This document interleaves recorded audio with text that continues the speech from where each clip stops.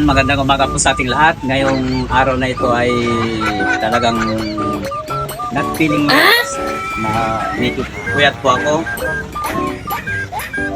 Mga ilang araw din na hindi ko pa nababawi yung puyat natin dahil sa mga activities na ginagawa natin.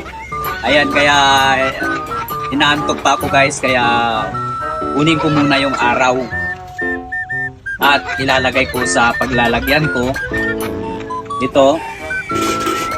Lalagay ko dito para magiging madilim, magiging gabi para makatulog tayo guys.